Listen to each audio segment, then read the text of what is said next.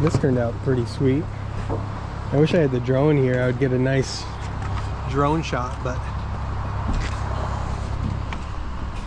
I mean, you can see that well enough, right?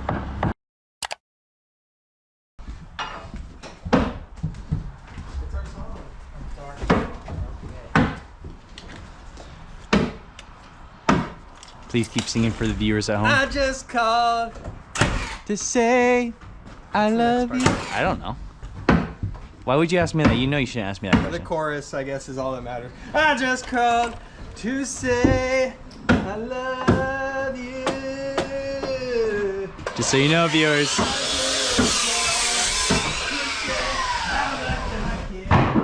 Just so you know, he's singing for you.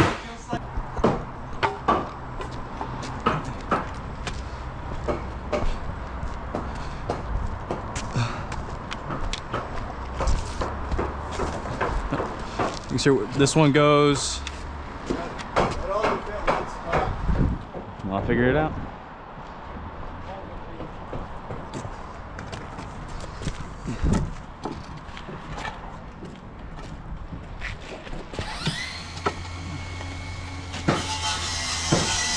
Seems right.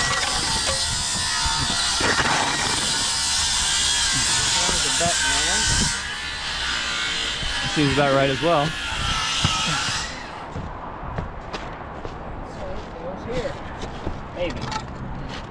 Seems right. There's no knot there. Nice.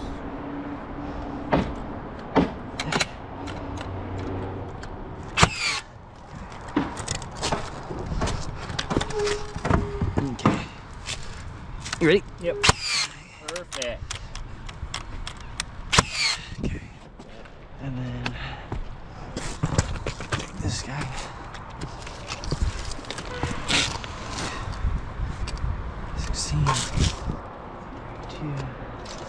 Perfect.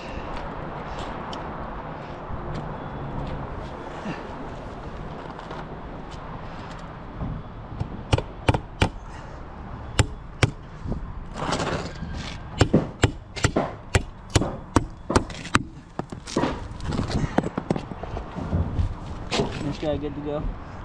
It should be. I just would say, make sure you don't hit it out of place. Ooh, Ty. Woo! Trusting you, boy. You're alright. For those who want to know, because we're recording, Ty, the reason why we are hammering instead of using the nail gun simply is because hammering is more fun. Yeah. At least that's it. It's that way for me. I don't know if it's that way for you. No, I feel about the same. I really enjoy hammering, even though I suck at it. Feels good to get those good hits. Practice makes perfect. Exactly. I guess while we wait on him to cut more, Yeah. that other piece up there. Yeah.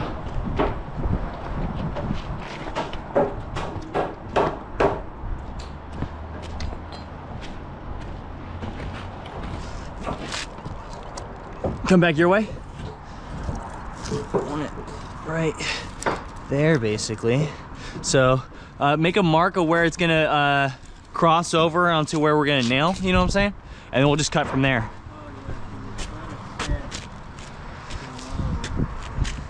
I grabbed that. Where'd that little level go?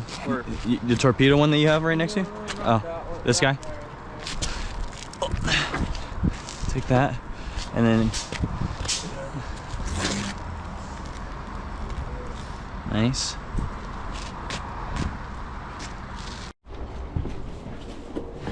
We are all insulated here now. We got R19 because we have 2x6 joists.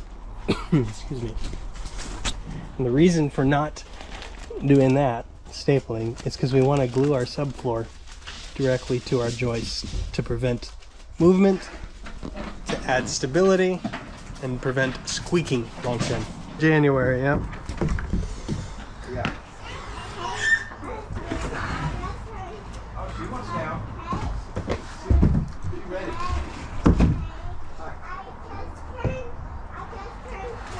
Wow. You just turned 4? How old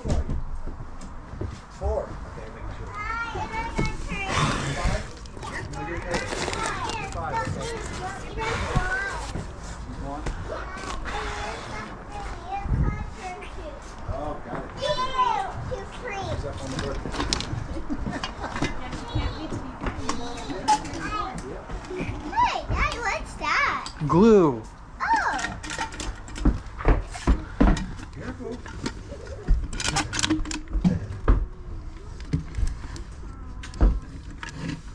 Okay, I'm done. Sorry.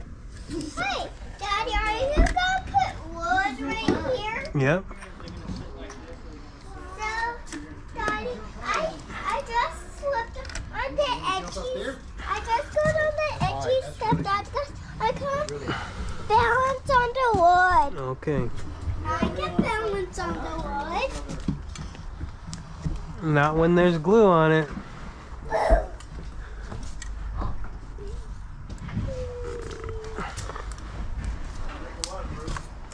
Hey, Daddy, I think I can balance on the glue.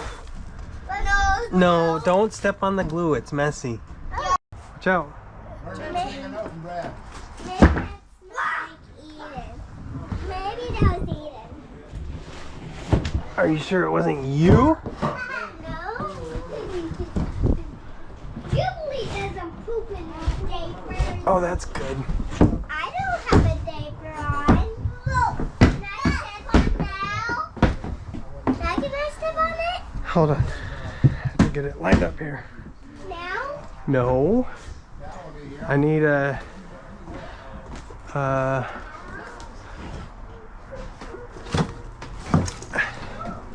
hammer. Eden wants me to go.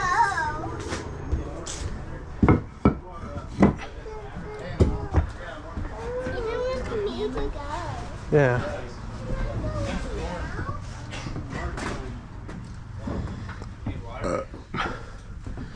You know where the sledgehammer is?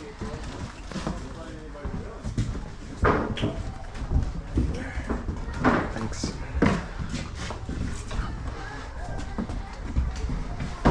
Yeah, so all that zip needs to go up and be stacked over near them.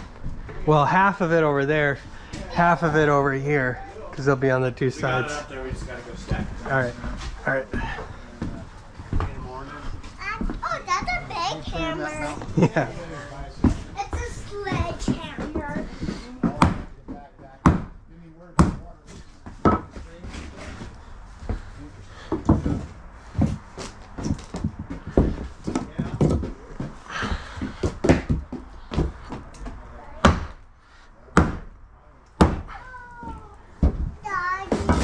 It's not that interesting anymore.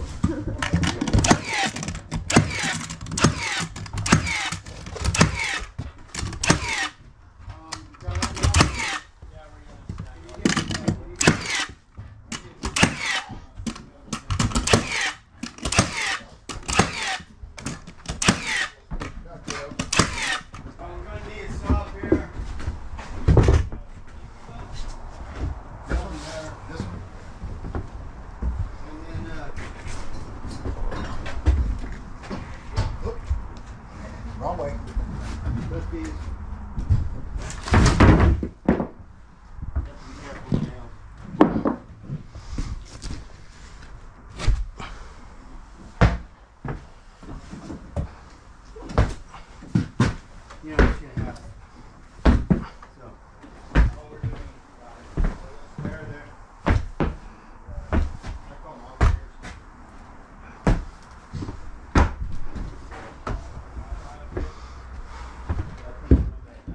Longer.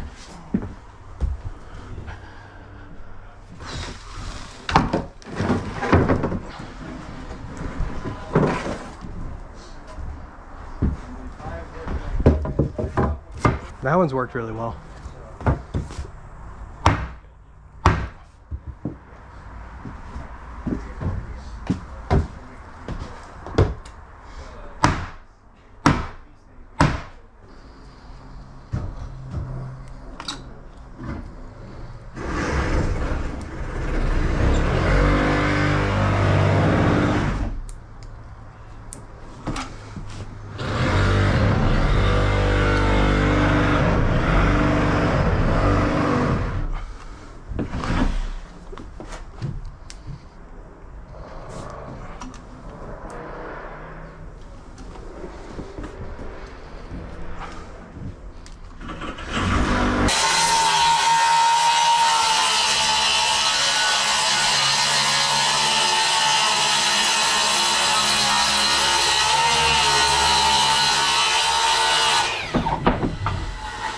There you go. Who wants it? I'll take it.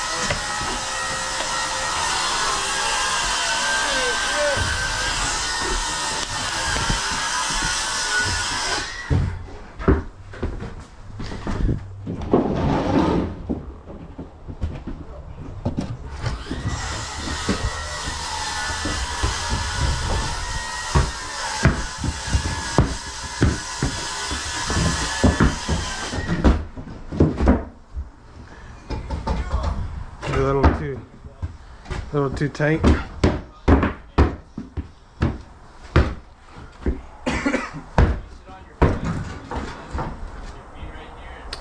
think I have to cut a little more off here, huh? It's almost.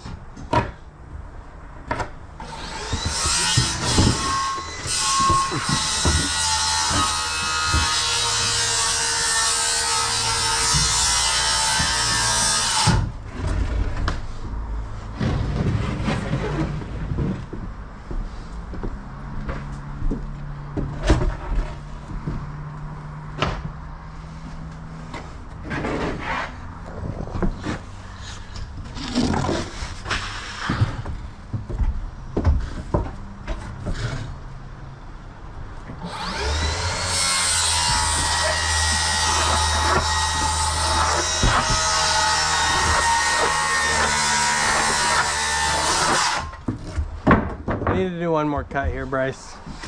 Oh. Never mind. I got this off.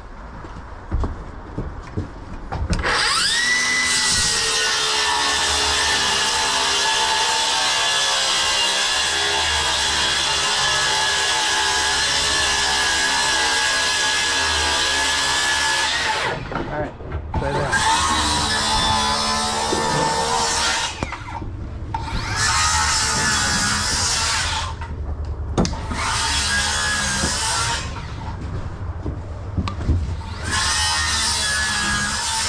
Oh, it goes the other way. Yeah, that part where your right hand is, that goes in the groove here. Hammer time?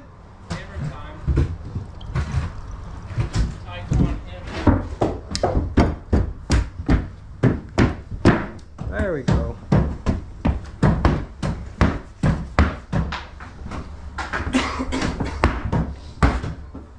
So on this dividing wall here, I want to add a secondary wall with an air gap between the two for noise isolation.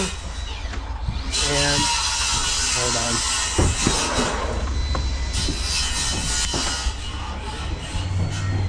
He's cutting with the saw and it's pretty loud.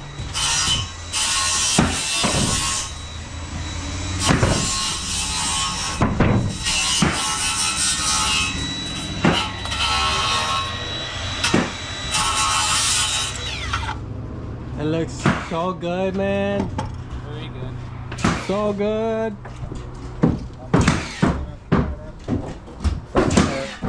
Wall here. I'm gonna put another wall on this floor with a gap in between the two walls. That way any thuds or anything hitting this wall won't resonate directly through to this bedroom. I'm just debating in my head whether I should do full 2x4 studs or try to do them instead of this way, go flat like this, because it would save a good 2 inches of floor space. I don't think it matters though. I'll just do it this way. It'll be easier. Thank you. So this first one door, all of these studs, we want to make sure they're tight to that plywood, because that'll keep our gap consistent here. And then this one you'll just nail to this, so it's just going to be tight there. But then our next one's going to go right there in between those two lines, and then you'll just hold the level on it until that's in the middle and nail it there. Okay. On the bottom, you do, it's called a toenail, where you nail this at an angle like this. You go up like 1.5 inches and you angle it down. Like that. Okay. But then this one's gonna get nailed all the way up to this. And at the top, you'll nail it angled like that into the plywood. Okay, and we'll do that on each of these studs. So I'm gonna start cutting them and then start just getting them in place. We're gonna go check in on the roof and how that's going. Let's see if Ty's been doing a good job. Swimmingly. Swimmingly. This is a mess. We should clean. Oh, nice. That's super neat and tidy. Probably ain't gonna see that. Get cut with your beaver. Didn't have a scissors.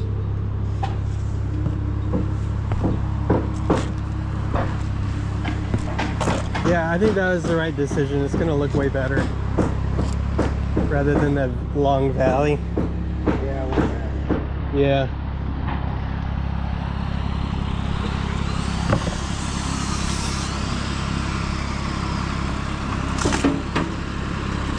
So on this gable overhang, I'm gonna have a 2-foot overhang at the corner to match the side, and then that's gonna angle out to 4 feet overhang in the middle. So it'll be special. It'll look special. Not special in a derogatory way, but special in a good way. It'll look different. It'll be cool. This turned out pretty sweet.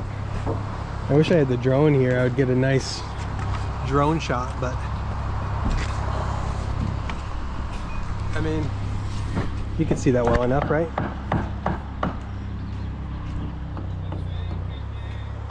Yeah.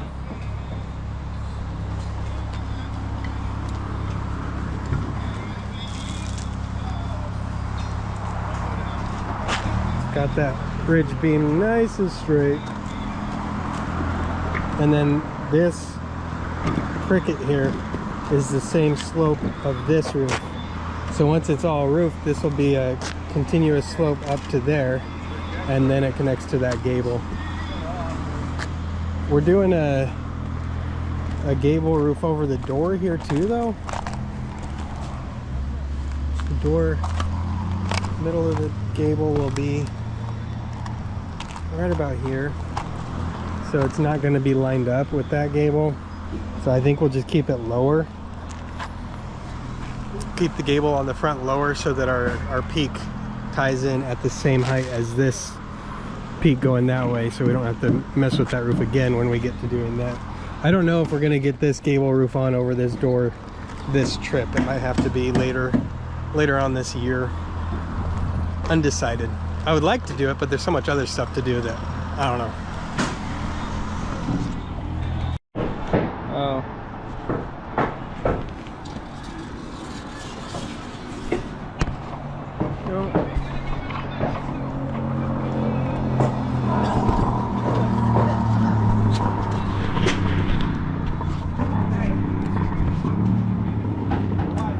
Crikey, Mike.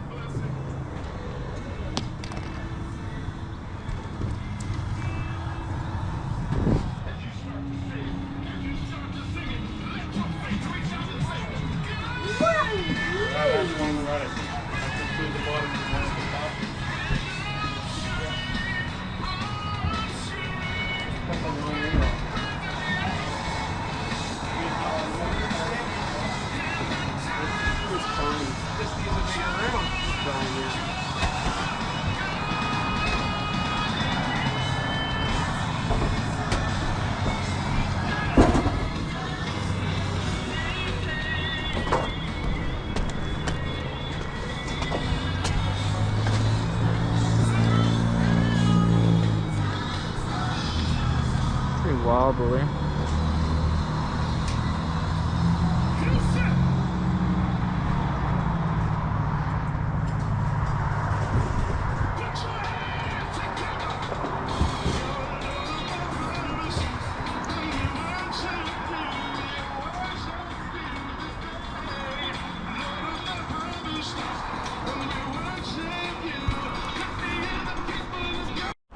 we're wrapping up for the day. Sorry it's kind of dark, but such is life. We got this wall framed, and Dor got all these spacers, basically just nailers for the top of our drywall. So those are all in. There's our nailer for our ceiling drywall. And this whole wall,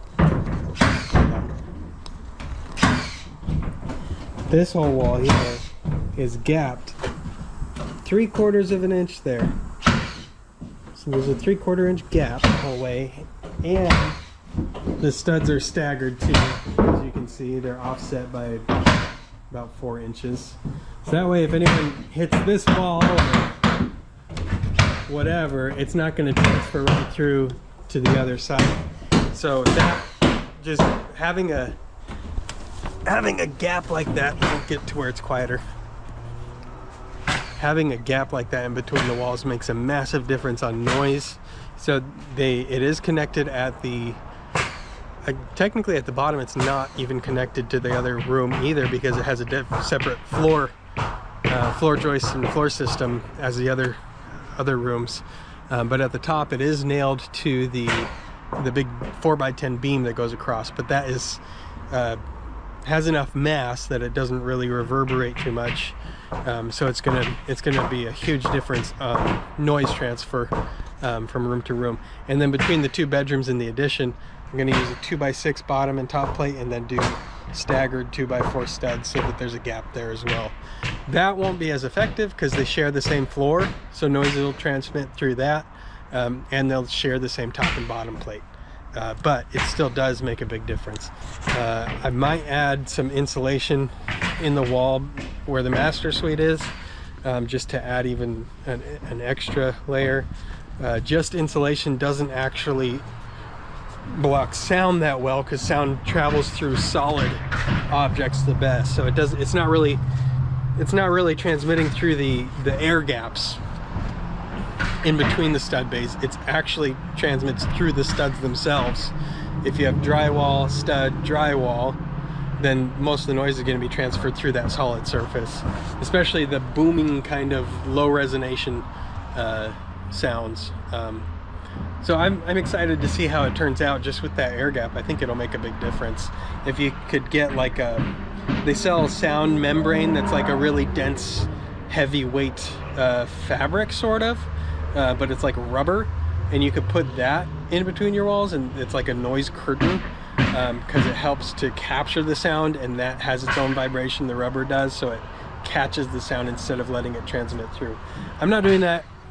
It's not worth the price for this build. I'm just doing what I can with what I have, to take measures to help with the sound a lot. It's a lot better than just drywall, stud, drywall, to have the air gap in between. Just a tip for you.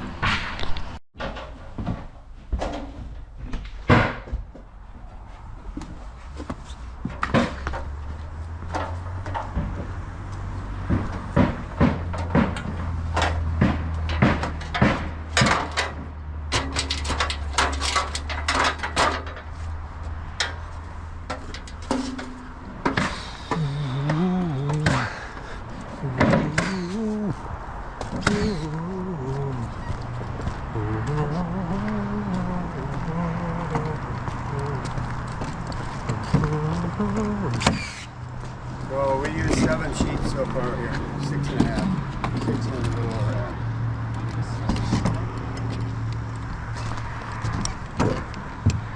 Those are all out of whack. Caleb is down basically like 2 inches out, 2 inches in at the bottom. Well, what did he? He's supposed to be measuring off of these? the last track. I'm not sure what he is.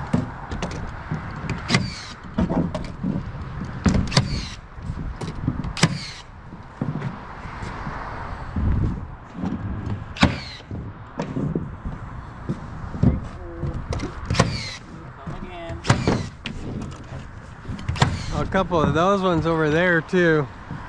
You don't have a plane there at all.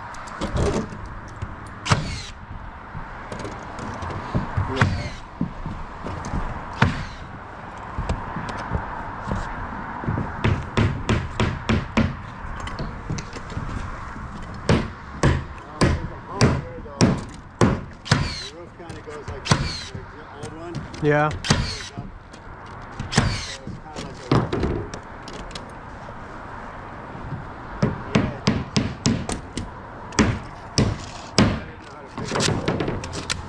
Wasting all day.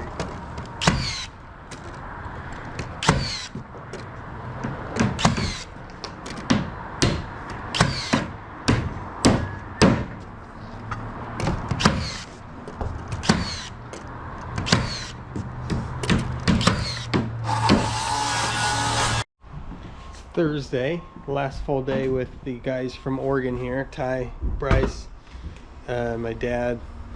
Caleb left yesterday. I have them for a half day tomorrow, and then they fly out at 4 p.m. So I'm gonna take them over to the airport around 1. Is when we'll leave.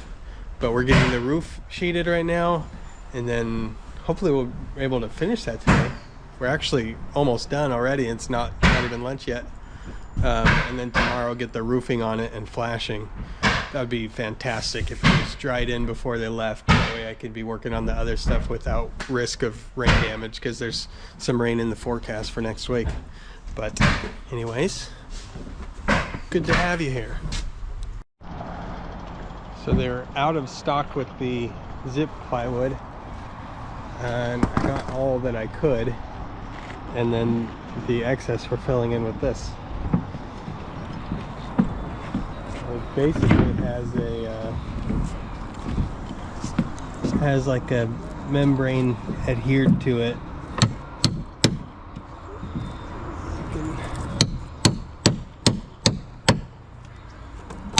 Like a wax paper that's adhered to the OSB. So it's not the same as zip. Zip it's impregnated in the fiber. So I don't know if one is better or what, but that one's cheaper. I'd say that, and it was available. So at least it does have a waterproof barrier on it. And we'll tape all the seams and see how it goes. But we have to get a few more sheets, probably 3 or 4, to finish it off. And so I'll probably go pick up those sheets and also the flashing, the valley flashing, and kick out flashing and that kind of stuff, so that we can get the roofing on. We're just gonna get more of this stuff. It's a roll-on, torch down kind of composite. So we'll just get the same stuff so it all matches, and then when the whole roof needs to be replaced, we'll do it all together with something different. Maybe a standing seam metal roof or something. I'm not sure. It'd be nice to have something fireproof on the roof, because on the siding, anywhere I'm doing new siding is going to be hardy board, cement board siding, so I have fireproof wall, exterior surface, and then to have that on the roof also would be fantastic. But for now, we'll just match what's there. That'll be the simplest thing to do. My next step is the sealing of the walls on the exterior. So we got this pink wrap. It's supposed to be air barrier, whatever. I don't really need it for that function necessarily on this one, but it was available. So that's directly over our sheeting, and then I'm going to tuck this strip edge under it. So our drip edge will be right against our sheeting here, and on top of the stem wall. Okay. And then I got these 1-inch Sika makes them. It's a foam though, insulation, and it has a built-in water barrier on its surface as well. Here, moisture control, air barrier, yada yada yada. Eliminates need for house wrap, all this stuff. And then they sell tape that you tape the seams with. So I'm going to take that, put it directly over this surface, and tape the edges, tape the seams. That'll be right above this. And I'll probably leave a little gap, maybe like a 1/2 inch gap above this so that it's not sitting tight to it where water can get. And I might even tape the bottom edge of that just to make sure that's waterproof. Just so there's no chance of that over time having water get into it and mold. So yeah, this behind the sheeting, 1 inch foam over this, and then 1x3 furring strips over that nailed to the studs in the wall. And that'll be like a rain screen. So you have a 1/2 inch, 3/4 inch gap behind the siding, and I'll nail the siding directly to the furring strips. And again, my plan is to use cement board siding, lap siding, to do that. So I'll have siding, rain screen, exterior insulation, house wrap, shear panel, and then our wall with bats inside, R15 bats with R6 boards. So we'll have a R21 wall value total, but with the R6 layer of continuous foam insulation. And this is only on this back addition that we did. This wall, and that wall that I re-sheeted, the whole thing reinforced. And then we'll probably carry it onto this wall as well, because I have to redo this whole window framing. So I'm going to be ripping out a lot of that siding anyways. So we'll have a full half of the house wrapped that way, and then maybe in the future down the road, if we're doing work on the other sides of the house, we can upgrade there too. But at least wherever we are working, we're upgrading it to the best of our ability with the materials readily at hand and for a reasonable price.